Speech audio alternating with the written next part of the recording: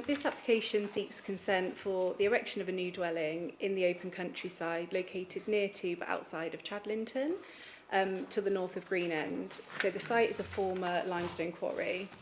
The application has been submitted for consideration against the provisions of paragraph 84E of the NPPF, which, similar to local plan policy H2, allows for new dwellings in the open countryside where they would not usually be supported, where they are of exceptional design, and there are certain requirements that they have to hit, and we'll talk about that in the second part of the presentation. To start with, I'll just run you through the plans. So you can see the site is outlined here in red with the dark blue line sort of indicating the site within the applicant's ownership. You can see Chadlington to the east, Greenend is down here, and then the A361 is located over here. This is just an existing site plan, an aerial image of the site just showing it in the context of Chadlington. And the constraints, so the site is within the Cotswold National Landscape, and there's a public right-of-way which is located to the south, which joins onto the Greenend Road there. So this is the proposed site plan that we are considering today. There is a relevant and somewhat complex planning history on this site, which I'll talk you through briefly now. So there was an application that was submitted in 2022, and if you have a look at that plan, it's identical to what we are considering today. So when that application was submitted to the council back in 2022, the council's design and conservation officer was generally supportive of it, but did provide some feedback and suggested some amendments to the scheme which he thought would be an improvement, and would essentially, if I show you, this was the amended plan. So the main difference is this building's gone from a straight rectangular building to having a return on it, and the conservation and design officer thought that would add interest to the building. The applicants amended that plan in accordance with the feedback that was provided, and it was brought to this committee with a recommendation of approval. The committee at the time did not think it met the exceptional design criteria, so overturned that recommendation and refused the application. That refusal was then appealed, and the planning inspector actually said he agrees that this did not meet the exceptional design criteria, but that the original scheme did. So the applicants have essentially resubmitted the application to us for consideration now. It is before members of the committee because the Chadlington Parish Council objected to the scheme again. So if we quickly run through the plans, this is the ground floor plan. You can see the visuals later will show this sort of clearly and more better, but you have a sort of jagged edge to the site and then a more rectangular building to the north. This is the first floor plan. So this is essentially the front elevation, and from the rear, these are other 3D plans just shown from within the site. So again, this is that sort of front elevation that you'd see. Again, some sections of the site, more elevations. This is a wider proposed site plan, so you can see that there is some strategic planting, new woodland planting provided immediately around the rear of the site, but also the wider sort of field boundaries. And there are some repairs to dry stone walls, new dry stone walls being put in as well. This is an aerial image of the site, so you can see this was where the former quarry was. Again, you can see this is quite a good indication of how the sort of landscape dips. Some photographs of the site. Again, some photographs of the site looking out towards the landscape. And these are some visuals of the proposed development. So this was that sort of jagged ground floor edge with the stone, and then the more rectangular contemporary first floor pavilion building, and some more imagery. And again, some more visuals. Thank you, Chair. We'll break there for the speaker.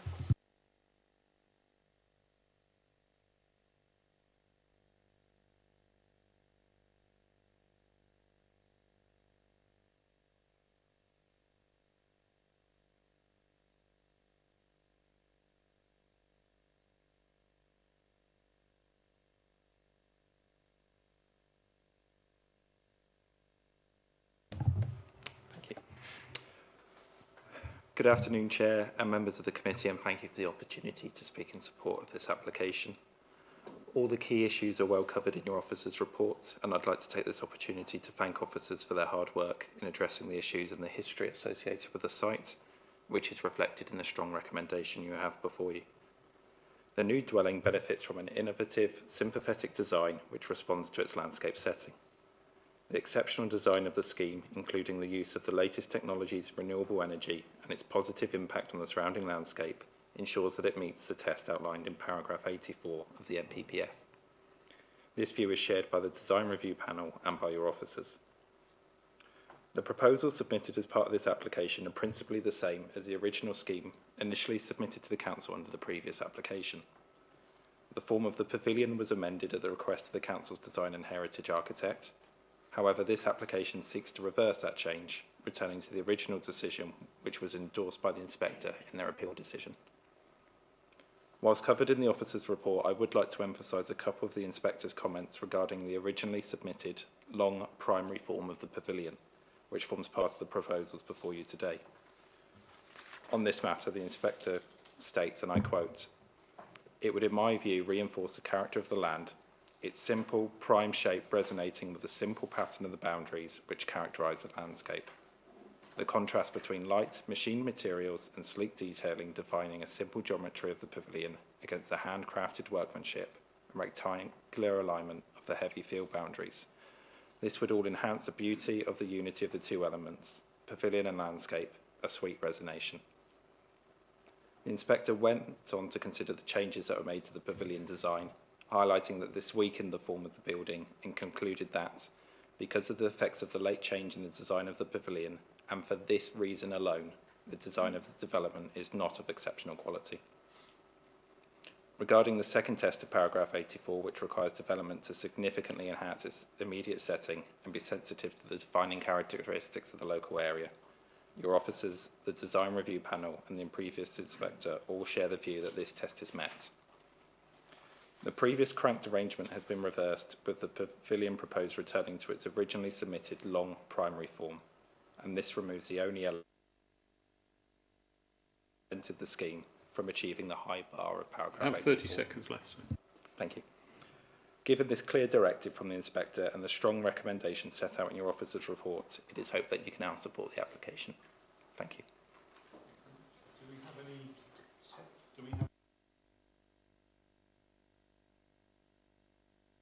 Do we have any questions of clarification for the speaker? I'm not quite sure if it's clarification, but there's a gatehouse, and I'm not quite sure what the purpose of the gatehouse is, because it just seems to be, there's no residence there, is there? No, it's a ancillary office. Apologies. No, it's an ancillary office to the main building. I see, ancillary office, fair enough, yes. Okay.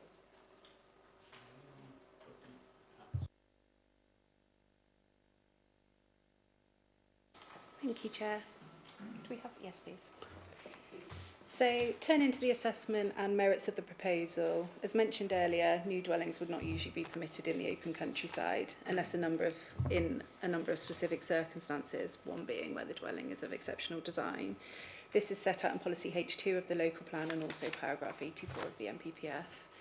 This states that decisions should avoid development of isolated homes in the countryside unless the design is of exceptional quality, and then there are 2 bullet points.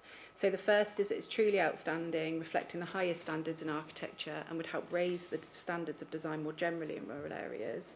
And the second is that it would significantly enhance its immediate setting and be sensitive to the defining characters of the local area.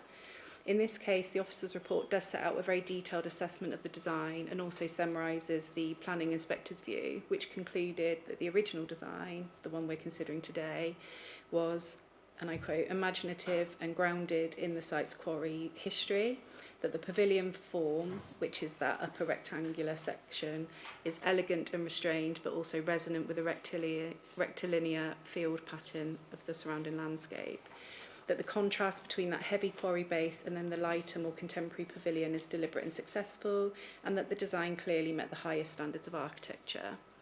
The reason that the inspector did not like the amended version was that that late cranked top section over-articulated that pavilion and weakened its geometry and undermined the relationship with the landscape. So by reverting to the original design, officers are satisfied, particularly in light of the inspector's view, that the proposal would clearly meet the tests of paragraph 84E and is therefore acceptable in principle and design terms.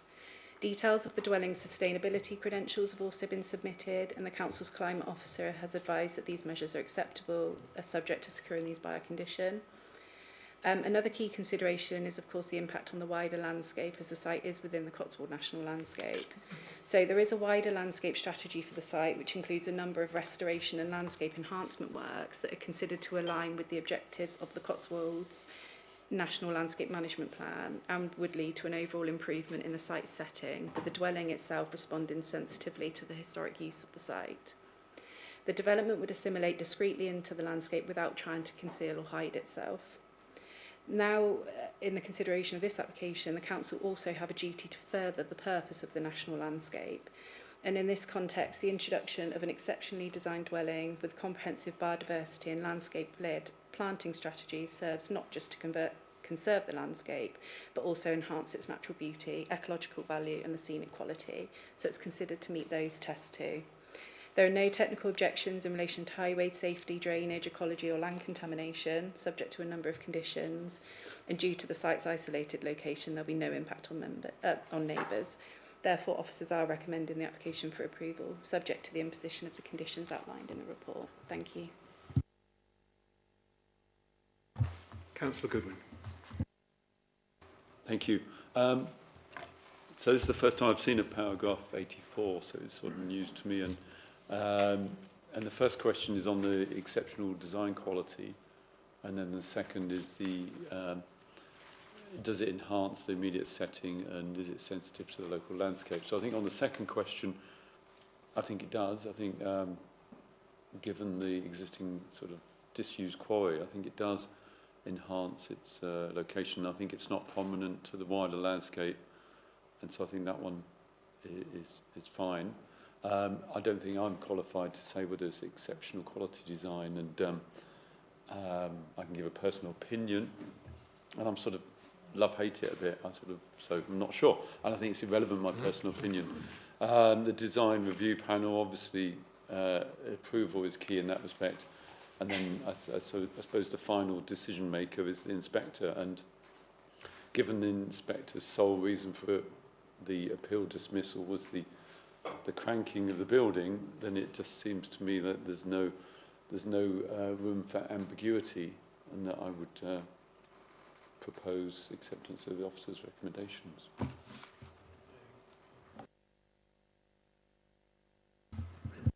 I was going to say exactly the same. I think we're in exactly the same situation.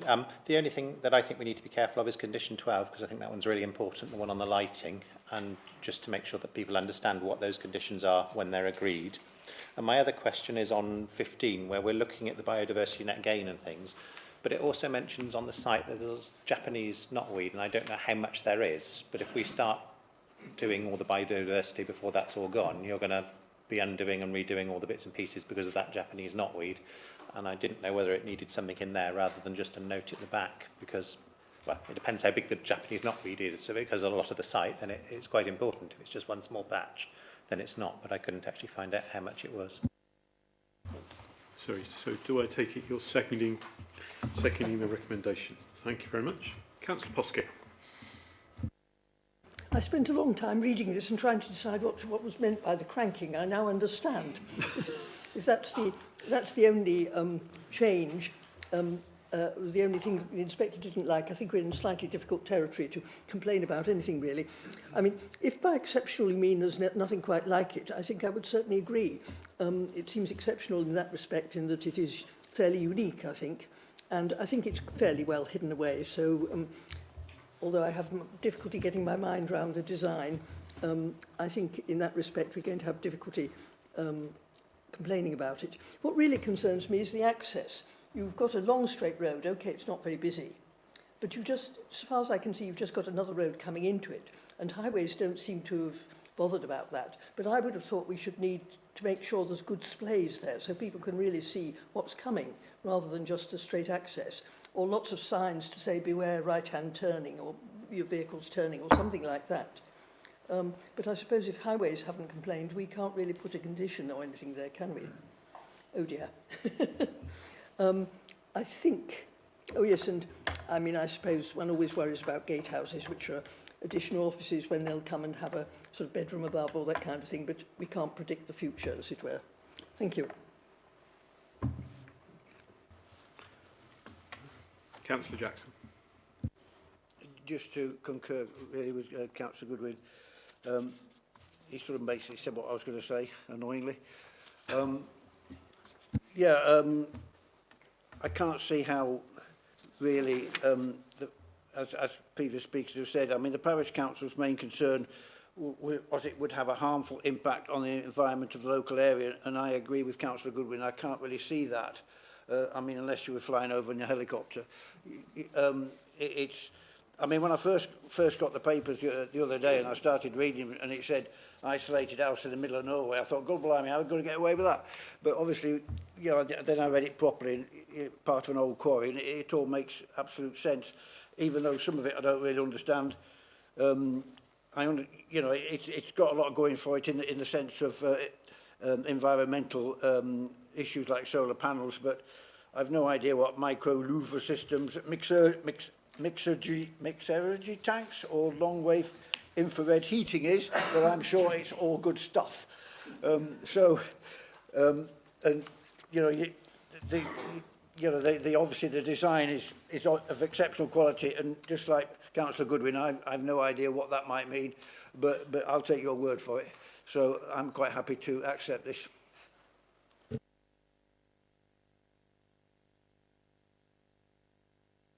Yeah, if I could just add to the comments by previous speakers, previous members of the committee. I think it is an outstanding development, and I think we should be applauding this kind of imaginative use of space, previously industrial space. It's a good way of it's exceptional design. I'm a big fan of embracing this sort of future-looking, sympathetic, innovative design. It's got renewable energy, etc. as well. So I think this is the way forward, and it can be used as a sort of flagship development of this type that is suitable and sympathetic to the Cotswold area. So I support it.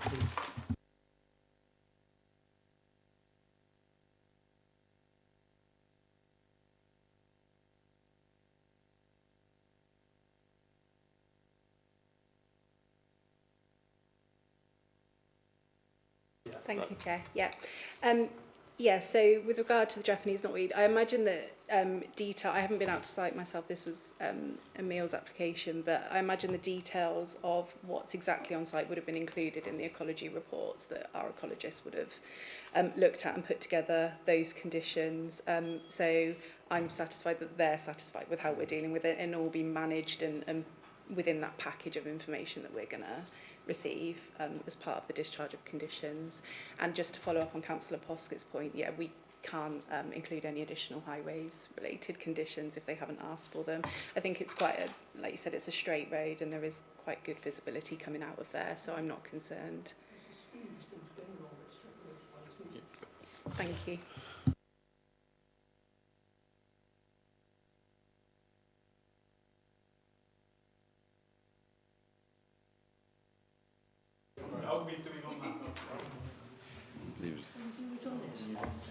You didn't say Simon says.